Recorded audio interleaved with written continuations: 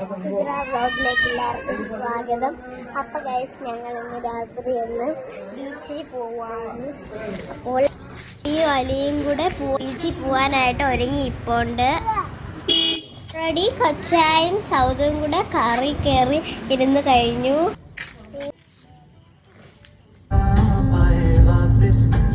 കയറി ബീച്ചിൽ പോവാണ്. അപ്പൊ ഞങ്ങള് വാപ്പച്ചിയും കൊച്ചായുമായിട്ട് ബീച്ചിലെത്തി.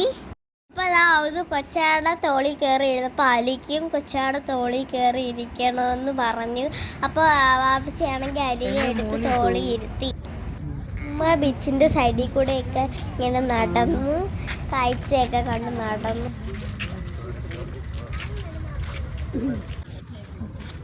ഇത് ഞങ്ങളെ ബീച്ചിൽ വരുമ്പോൾ അമ്മമ്മയുടെ ഒരു കടയാണ്. ഇത് ഞാൻ പേട വേണമെന്ന് പറഞ്ഞ് കരഞ്ഞപ്പോൾ വാപ്പി എനിക്ക് പേടയൊക്കെ വാങ്ങിച്ചു തന്നായിരുന്നു. അപ്പൊ സൗദുവിനെ കളിപ്പിക്കുകയാണ്, കൈ കൊട്ടി കളിപ്പിക്കുകയാണ്.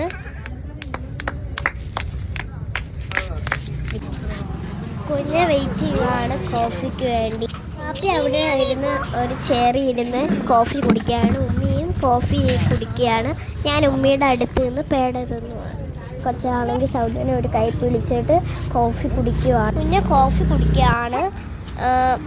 അപ്പോൾ ഞങ്ങളൊരു ഷോപ്പിൽ കയറിയതാണ്. ഷോപ്പിൽ നോക്കിയപ്പോൾ എൻ്റെ ഡ്രസ്സിന് ചേർന്ന ഒരു തൊപ്പി ഉണ്ടായിരുന്നു. അത് വെച്ച് ഞങ്ങൾ ഫോട്ടോ ഒക്കെ എടുത്തു. പക്ഷേ വാങ്ങിച്ചില്ലായിരുന്നു. വാപ്പിയാണെങ്കിൽ ഉപ്പിലിട്ട സാധനങ്ങളൊക്കെ വാങ്ങിക്കുന്നുണ്ടായിരുന്നു. അപ്പോഴൊന്നും ബീച്ചിൽ ആരും ഇല്ലായിരുന്നു. ഞങ്ങൾ ലേറ്റായിട്ടാണ് വന്നത്. ബീച്ചിലൊന്നും ആരുമില്ല.